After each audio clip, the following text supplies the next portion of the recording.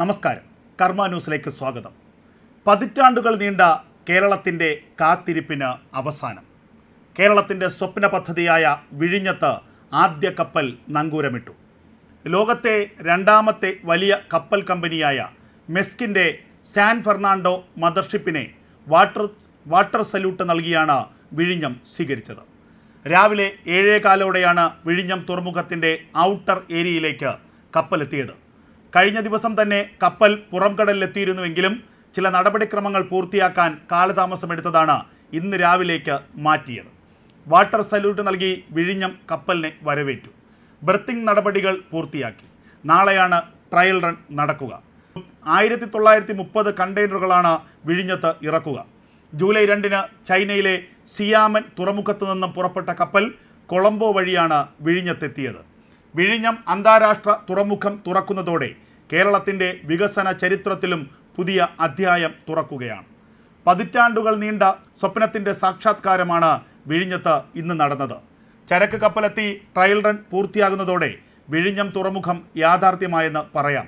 സിയാമൻ തുറമുഖത്ത് നിന്ന് പുറപ്പെട്ട് 8 ദിവസം കൊണ്ട് യാത്ര പൂർത്തിയാക്കിയാണ് സാൻ ഫെർണാണ്ടോ കപ്പൽ വിഴിഞ്ഞത്തേക്ക് എത്തിയത്.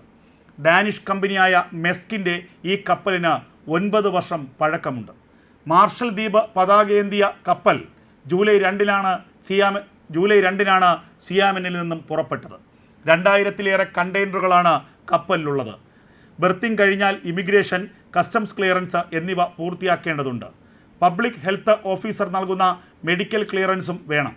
പിന്നാലെ കണ്ടെയ്നറുകൾ തുറമുഖത്ത് ഇറക്കും. വിഴിഞ്ഞത്ത് സജ്ജമാക്കിയ കൂറ്റൻ ക്രെയിനുകളാകും ചരക്കിറക്കുക. ഇന്ത്യയിലെ തന്നെ മറ്റൊരു തുറമുഖത്തിനും അവകാശപ്പെടാനാകാത്ത അത്ര ശേഷിയുള്ള 8 ഷിപ്പ് ടു ഷോർ ക്രെയിനുകളും 23 യാർഡ് ക്രെയിനുകളുമാണ് ഇതിനായി ഒരുക്കിയിരിക്കുന്നത്. ഓട്ടോമേറ്റഡ് സംവിധാനം വഴി ചരക്കിറക്കും കയറ്റവും നിയന്ത്രിക്കാൻ കഴിയും. കൂറ്റൻ ഷിപ്പ് ടു ഷോർ ക്രെയിൻ ഉപയോഗിച്ച് കണ്ടെയ്നറുകൾ കപ്പലിൽ നിന്നും ഇറക്കും. ശേഷം കപ്പലിൽ നിന്ന് കണ്ടെയ്നറുകൾ ടെർമിനൽ ട്രാക്കുകളിലേക്ക് മാറ്റും. യാർഡ് ക്രെയിനുകൾ ഉപയോഗിച്ച് കണ്ടെയ്നറുകൾ യാർഡിൽ അടുക്കി വയ്ക്കും. ഓരോ റൂട്ടിലേക്കുമുള്ള കണ്ടെയ്നറുകൾ അതിനനുസരിച്ചായിരിക്കും ക്രമീകരിക്കുക. സെപ്റ്റംബർ വരെ ഇതേ രീതിയിൽ ട്രയൽ റൺ നടത്താനാണ് അദാനി കമ്പനിയുടെ തീരുമാനം. ഓരോ ഘട്ടം കഴിയും തോറും തുറമുഖത്തിൻ്റെ ശേഷിയും തുറമുഖത്തിൻ്റെ പ്രവർത്തന രീതികളും വിലയിരുത്തും. അങ്ങനെ സെപ്റ്റംബർ അവസാനത്തോടെ കൂടിയോ ഒക്ടോബർ ആദ്യവാരമോ വാണിജ്യാടിസ്ഥാനത്തിൽ വിഴിഞ്ഞം തുറമുഖം പ്രവർത്തനം ആരംഭിക്കുമെന്നുള്ള വിവരങ്ങളാണ് ഇപ്പോൾ പുറത്തു വരുന്നത്. രാജ്യത്തിന് തന്നെ തിലകക്കുറിയാകുന്ന ഒരു സ്വപ്ന പദ്ധതിക്കാണ് ഇപ്പോൾ പൂർത്തീകരണം ഉണ്ടായിരിക്കുന്നത്. പതിറ്റാണ്ടുകളായി വിഴിഞ്ഞ തുറമുഖത്തിന് വേണ്ടിയുള്ള ശ്രമങ്ങൾ നടന്നുവെങ്കിലും ഉമ്മൻചാണ്ടി സർക്കാരിൻ്റെ കാലത്താണ് അദാനി ഗ്രൂപ്പുമായി ഏറ്റവും ഒടുവിൽ കരാർ ഒപ്പിടുന്നത്. പിന്നാലെ വന്ന പിണറായി വിജയൻ സർക്കാർ കൂടി അതിന് പിന്തുണ നൽകിയതോടെ വിഴിഞ്ഞം യാഥാർത്ഥ്യമാകുന്നു. എന്നാൽ കഴിഞ്ഞ 10 വർഷമായി രാജ്യം ഭരിക്കുന്ന നരേന്ദ്രമോദി സർക്കാരിൻ്റെ പിന്തുണയും പ്രവർത്തനവുമാണ് വിഴിഞ്ഞം യാഥാർത്ഥ്യമാക്കാനുള്ള യഥാർത്ഥ കാരണം. കേന്ദ്ര സർക്കാരിൻ്റെ അകമഴിഞ്ഞ പിന്തുണ ഓരോ ഘട്ടത്തിലും വിഴിഞ്ഞത്തിനുണ്ടായിരുന്നു. പ്രത്യേകിച്ച് പാരിസ്ഥിതിക നടപടികൾ പൂർത്തിയാക്കുന്നതിന്, പാരിസ്ഥിതിക പഠനങ്ങൾ പൂർത്തിയാക്കുന്നതിന്, അങ്ങനെ കേന്ദ്ര സർക്കാരിൻ്റെ കേന്ദ്ര ഷിപ്പിംഗ് മന്ത്രാലയത്തിൻ്റെ ഒക്കെ അനുമതികൾ വളരെ വേഗം നേടിയെടുക്കുന്നതിന് കേന്ദ്ര സർക്കാരിൻ്റെ പിന്തുണ ഉണ്ടായി എന്നുള്ളത് യാഥാർത്ഥ്യം തന്നെയാണ്. എന്തായാലും അന്താരാഷ്ട്ര തുറമുഖ ലോബികളുടെ പാരവയ്ക്കലുകൾക്കും കുതികാൽ വെട്ടുകൾക്കും അപ്പുറം അതിനെല്ലാം മറികടന്നുകൊണ്ട് വിഴിഞ്ഞം യാഥാർത്ഥ്യമാക്കി എന്നുള്ളത് ഭാരത സർക്കാരിൻ്റെയും അതുപോലെ തന്നെ കേരള സർക്കാരിൻ്റെയും അഭിമാനമായ കാര്യം തന്നെയാണ്.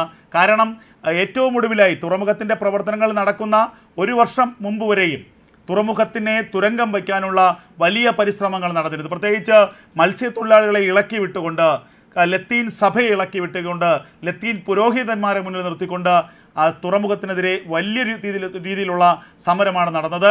ഏറ്റവും ഒടുവിൽ അത് അക്രമാസക്തമാകുന്ന സാഹചര്യമുണ്ടായി. വിഴിഞ്ഞം പോലീസ് സ്റ്റേഷൻ പോലും ആക്രമിക്കപ്പെടുന്ന ഒരു സാഹചര്യമുണ്ടായി. അതിനെല്ലാം പിന്നിൽ കൊളംബോ, ചൈന അടക്കമുള്ള തുറമുഖ ലോബിയാണ് എന്നുള്ളത് പരസ്യമായ രഹസ്യം തന്നെയാണ്. ഈ ഭാരതത്തിൻ്റെ ഇൻ്റലിജൻസ് ബ്യൂറോ അടക്കമുള്ളവർ കൃത്യമായി ഇത് കണ്ടെത്തുകയും ചെയ്തു. കേരളത്തിൽ വിഴിഞ്ഞം കേന്ദ്രീകരിച്ച് പ്രവർത്തിക്കുന്ന NGOകൾക്ക് കോടിക്കണക്കിന് രൂപ വിദേശത്ത് നിന്ന് സാമ്പത്തിക സഹായം വരുന്നുണ്ട് എന്നതുപോലും IB അടക്കമുള്ള ഏജൻസികൾ കണ്ടെത്തിയ കാര്യമാണ്.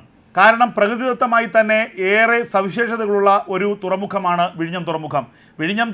വിഴിഞ്ഞം തുറമുഖം പൂർണ്ണതോതിൽ പ്രവർത്തന സജ്ജമായാൽ കൊളംബോയും ചൈനയും അടക്കമുള്ള തുറമുഖങ്ങളുടെ പ്രവർത്തനം തന്നെ മന്ദീഭവിക്കുമെന്ന കാര്യത്തിൽ യാതൊരു തർക്കവുമില്ല.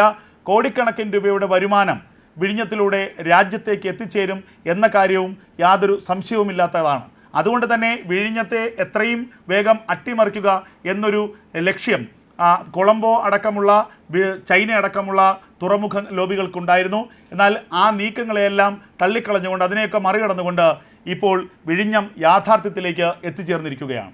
വിഴിഞ്ഞം തുറമുഖം യാഥാർത്ഥ്യമാകുന്നതോടെ വമ്പൻ വികസന സാധ്യതകളാണ് കേരളത്തിൽ ഉടനീളം ഉണ്ടാകുന്നത്.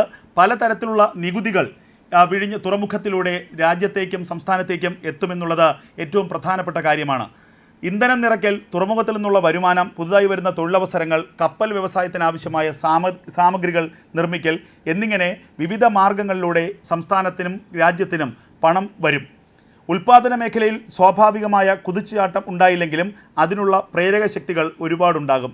തുറമുഖവുമായി ബന്ധപ്പെട്ടുള്ള വെയർഹൗസിംഗ്, ലോജിസ്റ്റിക് പോലെയുള്ള നിരവധി മേഖലകളിലും സാധ്യത തേടി നിരവധി പേർ എത്തുന്നുണ്ട്. ഇവിടെയും അന്യസംസ്ഥാനങ്ങളിലുമായി അതിനുള്ള തയ്യാറെടുപ്പുകളും നടക്കുന്നു. കേരളത്തിൻ്റെ ചരിത്രത്തിൽ തന്നെ ഏറ്റവും വലിയ സ്വകാര്യ നിക്ഷേപങ്ങളിലൊന്നാണ് വിഴിഞ്ഞം. 2028 എല്ലാ ഘട്ടങ്ങളും പൂർത്തിയാകുന്നതോടെ 10,000 കോടി രൂപയുടെ നിക്ഷേപം സംസ്ഥാനത്തേക്ക് എത്തും. ഇതോടെ കേരളത്തിലെ നിക്ഷേപ കാലാവസ്ഥ പൂർണ്ണമായും മാറിമറിയും. തുറമുഖത്തിൻ്റെ സാധ്യതകൾ പരമാവധി പ്രയോജനപ്പെടുത്തുന്നത് സംബന്ധിച്ച് നിരവധി വിദഗ്ധരുമായും വ്യവസായികളുമായും സംസ്ഥാന സർക്കാർ ചർച്ചകൾ ആരംഭിച്ചു കഴിഞ്ഞു. ആദ്യഘട്ടത്തിൽ റെയിൽ റോഡ് കണക്ടിവിറ്റി പൂർണ്ണമായും സജ്ജമാകില്ല. ആദ്യഘട്ടത്തിൽ റെയിൽ റോഡ് കണക്ടിവിറ്റി പൂർണ്ണമായും സജ്ജമാകാൻ സാധ്യതയില്ല. എപ്പോഴെങ്കിലും ആവശ്യം വന്നാൽ ഉപയോഗിക്കാനുള്ള കണക്ടിവിറ്റി ഇപ്പോൾ തന്നെ സജ്ജമാക്കിയിട്ടുണ്ട്. റെയിൽപാതയുടെ ഭാഗമായ 9 കിലോമീറ്ററിലധികം ദൈർഘ്യമുള്ള തുരങ്കപാതയുണ്ട്. ഇതിന് കൊങ്കൺ റെയിൽവേ തയ്യാറാക്കിയ വിശദമായ റിപ്പോർട്ട് സർക്കാർ അംഗീകരിച്ചിട്ടുണ്ട്. വൈകാതെ തുരങ്കത്തിൻ്റെ നിർമ്മാണം ആരംഭിക്കാനാണ് സംസ്ഥാന സർക്കാരിൻ്റെ തീരുമാനം. 2028 എത്തുമ്പോൾ എല്ലാ ഘട്ടങ്ങളും പൂർത്തിയാവുകയും റെയിൽപാത പ്രവർത്തന സജ്ജമാവുകയുമാണ് സർക്കാർ ലക്ഷ്യമിടുന്നത്. വിഴിഞ്ഞം തുറമുഖം യാഥാർത്ഥ്യമാകുന്നതോടെ വമ്പൻ വികസന സാധ്യതകളാണ് കേരളത്തിൽ ഉടനീളം ഉണ്ടാകുന്നത്. പലതരത്തിലുള്ള നികുതികൾ വിഴിഞ്ഞ തുറമുഖത്തിലൂടെ രാജ്യത്തേക്കും സംസ്ഥാനത്തേക്കും എത്തുമെന്നുള്ളത് ഏറ്റവും പ്രധാനപ്പെട്ട കാര്യമാണ്.